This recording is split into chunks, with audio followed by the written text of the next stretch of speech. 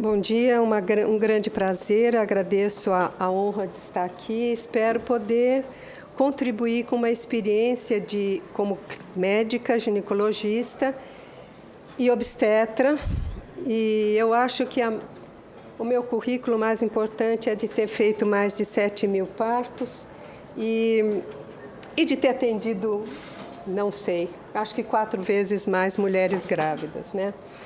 Então, gostaria de começar falando o seguinte: a quem interessa a realização do aborto, a liberação do aborto até 12 semanas, que é a questão que nós estamos falando agora. Existem alguns especialistas que colocam, se o abdômen fosse transparente, será que alguém aceitaria fazer o aborto? Nós temos quase o abdômen transparente através do ultrassom, né? Mas nós estamos falando aqui do aborto até 12 semanas, em princípio é esse o pedido. Eu gostaria... Obrigada. Eu gostaria de colocar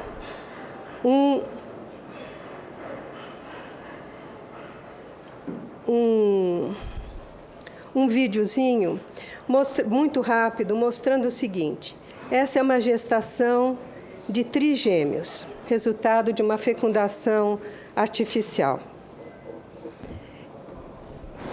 E nós vamos ver que tem 10 semanas. 10 semanas são 2 meses de gestação. E nós vamos ver os 3... E a senhora também se mexendo nessa cada um na sua bolsinha. Pode usar o microfone. Precisa pôr a mãozinha ali e fazer... Bom, vou tentar aqui. Não, tem que pôr a mãozinha ali. Isso, pode clicar. Não vai sair. Então, tem que pegar o vídeo que está na... Vídeo.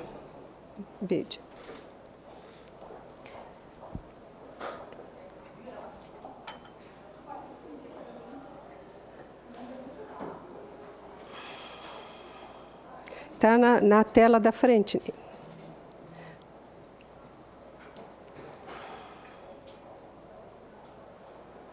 Esse. Então, vocês veem os fetinhos se mexendo, pulando.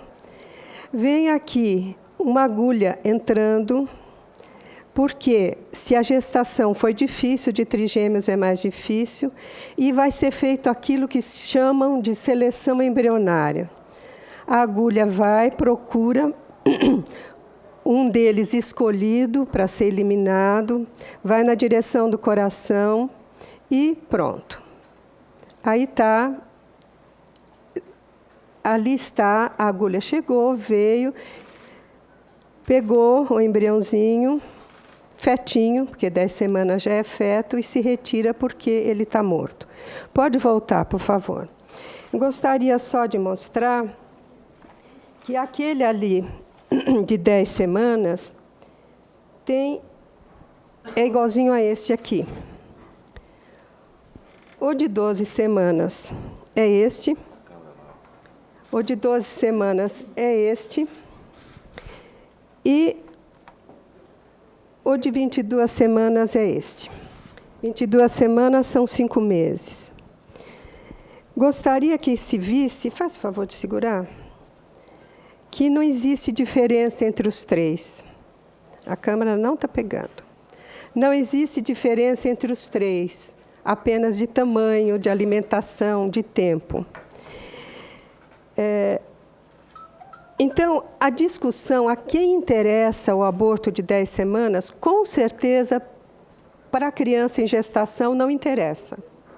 Não interessa, é uma criança em gestação que não vai ter a oportunidade de dizer sim à vida, não vai ter oportunidade de resolver o que fazer com essa vida. Para a criança não interessa. Bom, mas interessa para a mãe? A mãe não quis aquela gestação. E é terrível quando a mulher não quer uma gestação e está grávida. Realmente ela se sente invadida, realmente é muito difícil.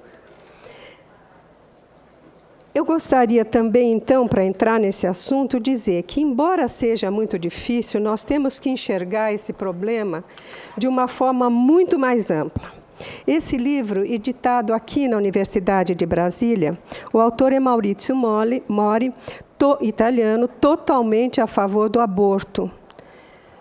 Ele coloca na página 87, o princípio da sacralidade da vida não é secundário nem marginal. Repito, ele se diz ateu, diz que se Deus existisse, ele esperaria que os homens fizessem melhor que Deus, e ele é totalmente a favor da escolha. Mas ele diz, esta questão do aborto coloca em questão uma escolha de civilização. Eu acho que é isso que nós temos que conversar hoje. Qual civilização nós queremos?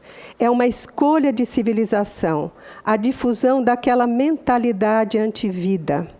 O aborto torna visível de forma dramática o divisor de águas entre a ética da sacralidade da vida e a ética da qualidade. Este é o ponto. Este é o ponto que nós queremos dizer. Com tudo aquilo que a gente tem de preocupação com as mulheres, com as adolescentes que engravidam, a pergunta é: qual civilização nós queremos? Pelo que os senadores vão querer ser responsáveis quando eles votarem alguma coisa. Desculpe, mas... né? Bom, quando a gente está num debate ou conversando com diversas pessoas que são a favor da liberação do aborto, todos falam assim: olha, ninguém é a favor do aborto, mas às vezes é o único jeito, às vezes é um mal menor. Quando se fala assim, que mal menor nós estamos falando? Em relação à criança, nunca é mal menor. Em relação à mulher, se esquece de dados fundamentais. Em primeiro lugar, mesmo sendo feito no melhor hospital e pelo melhor médico, existem riscos imediatos, existem riscos a curto prazo, os imediatos são mais conhecidos, perfuração do útero, infecção, né? Mas, a longo prazo e a médio prazo, numa futura gestação, existe 7 vezes mais placenta prévia, que é um risco de morte, mais parto prematuro, que é um risco de morte por nenê, trabalho de parto prolongado futuro, mais possibilidade de ruptura uterina, que é um risco de morte, mais processo infeccioso, maior número de partos cesarianos. Isso traz sequelas permanentes. Isso tem uma explicação biológica, né? Além de ter, nos países que permite a liberação do aborto até o 3º trimestre, ou 2º trimestre, às vezes a criança nasce viva. E se faz o quê com aquele que nasceu vivo? Por exemplo, nos Estados Unidos, depois que respira o ar americano, é cidadão, tem que ser protegido. E o que fazer se a mãe quis abortar? Né? Então, traz incoerências jurídicas também. Agora, o que é menos conhecido, que a médio e longo prazo, as mulheres que fazem aborto provocado têm maior número de mortes por causa natural, muito maior número de doença circulatória, muito maior número de doença cerebrovascular e muito maior casos de câncer de mama. Eu trago aqui, e vou deixar aqui a cópia, um documento do Instituto de Prevenção de Câncer de Mama dos Estados Unidos, em que coloca claramente que um dos fatores de aumento de câncer de mama é o aborto induzido, o aborto provocado. Vou deixar aqui também cópia das mortes associadas à gravidez, e são casos, eu peguei só algumas referências, onde não se tem... Já? É só 10, calma. Onde não se tem nada a discutir quanto à seriedade da pesquisa. Eu deixo, e baseado nisso, que são aqueles resultados. Os problemas psicológicos, Então, vocês estão vendo muito mais, onde no Brasil nós não temos possibilidade de fazer nem ultrassom durante a gestação, nem de tratar as pessoas com depressão, nem tratar as pessoas que têm drogaditos e precisam de tratamento. Nós vamos ter, quando se liberar o aborto em qualquer idade de gestação, 260 mais necessidade de hospitalização psiquiátrica, 25% mais de necessidade de acompanhamento psiquiátrico. Na rede pública, foi colocado aqui no pedido que as mulheres não têm o apoio e vão ter depois que fizerem o aborto. E eu queria também dizer que Freud, que não tem nada a ver, as referências que eu estou dando não tem nada a ver com religião, ele apontava, e está escrito nas suas obras completas, ficamos perplexos ao ver os inesperados resultados que podem suceder um aborto artificial ao fato de matar uma criança não nascida, mesmo a partir de uma decisão tomada sem remorso nem hesitação. Esse senhor aqui, ele se define a favor da escolha e se define como ateu racionalista. Para provar que as complicações psicológicas seriam devido a outras causas e não por causa do aborto provocado, ele planejou um trabalho seríssimo. Ele acompanhou 30 anos, 1.265 meninas nascidas em 1977 até 2007. Ele acompanhou e se surpreendeu que o resultado foi contrário. O aborto provocado realmente é uma das causas para problemas psiquiátricos. E ele foi, inclusive, quase impedido de publicar os seus resultados. E ele, embora se diga ateu racionalista e pro-choice, ele disse que seria irresponsável não divulgar cientificamente o seu resultado, uma irresponsabilidade científica. Enquanto que nós sabemos que a gravidez mantida não traz problema. Eu gostaria de perguntar quantos daqui têm certeza que foram desejados ou que a sua gravidez não veio por acaso. Se é muito difícil para a mulher, quando ela é engravida, ter uma gravidez inesperada, em geral, passado o primeiro trimestre, ela aceita, ela sente o neném mexer, ela aceita, ela tem amor, né? E enquanto que, se nós liberarmos até 12 semanas, o risco é muito maior. Aliás, aqui não sei se nós estaríamos em 10% dos presentes. E teríamos as mães dos outros 90% com problemas psicológicos, talvez, né? Então, as motivações para liberar o aborto no mundo, nós temos aliados nessa luta, que não vai dar para dizer, para liberar o aborto, não vai dar, vou só citar. Os controlistas de natalidade, da onde vem a maior verba de financiamento. Tem os militantes pelo liberalismo sexual, para dizer, gente, a mulher tem que ter relação igual, e então tem que ter o aborto, porque todo método pode falhar, todo pode. Mas existe uma porcentagem. Minorias discriminadas que se unem para ver se consegue, dentro disso, serem ouvidas. Parte dos ecologistas que responsabilizam o número a população pelos problemas ecológicos, aqueles chamados multiculturalistas, numa sociedade plural, nós temos que ouvir todos. Dos eventos supranacionais, que têm muita ligação com os controlistas de natalidade, vem as acusações de que nós somos desumanos porque não liberamos o aborto, inclusive, infelizmente, incluído na anistia, que não tem nada a ver com isso. Certa parceria com o movimento, existe uma certa parceria com movimentos progressistas de esquerda, mas também com ideologias neoliberais de mercado, de consumo, e daqueles que dizem que tem que desconstruir tudo que nós temos na sociedade até agora. Isso é um quadro geral, não vai dar para dizer. Os argumentos de vencer a pobreza, a gente sabe que não vence. Por quê? Nos países onde foi liberada o aborto, não se venceu a pobreza com isso. Então, eu queria chamar a atenção que o que tem sido apresentado como questão de saúde pública. Aonde está o problema da saúde pública apresentado? Estão em dois aspectos. Gastos atuais com a verba pública, que se diz que se gasta muito com as internações por causa do aborto e com a mortalidade materna. Eu não vou falar sobre os gastos atuais, porque é só 25% dos internados que vêm por causa de aborto provocado. E, se for liberado o aborto, vai ter muito mais. Então, o gasto vai ser muito maior. Então, vamos falar de mortalidade materna. Os dados... Esse aqui, então, vamos pular, que não dá tempo. Os dados do Ministério de Saúde mostram o seguinte.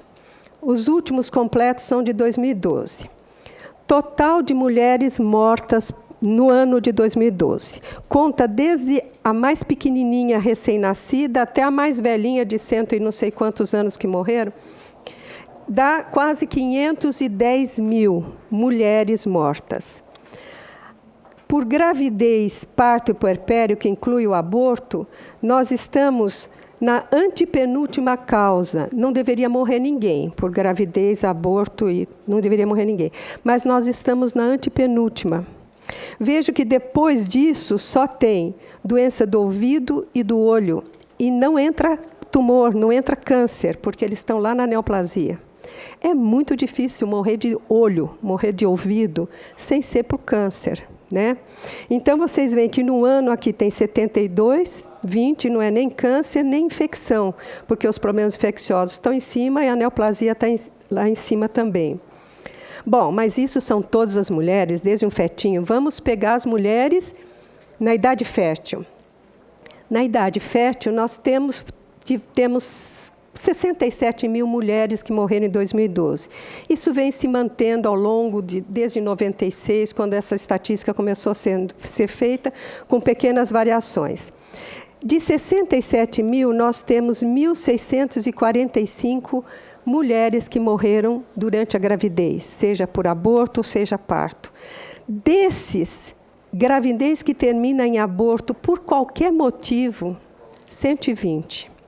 E desses 120, nós temos gravidez ectópica, que é a gravidez fora do útero, e outros problemas em muito maior número. Falha de tentativa de aborto registrada, 5. Vamos somar com o não especificado, então nós temos 45 mortes de mulher por ano, em média, por aborto provocado. Ainda dizendo, esse não especificado, vamos dizer que foi por aborto provocado. Isso dá quanto por mês? Não deveria morrer nenhuma. A gente lamenta profundamente, mas não é um problema de saúde pública. É um problema, sobretudo, político. Sobretudo, de uma intenção de colocar uma cultura, que não sou eu que falo.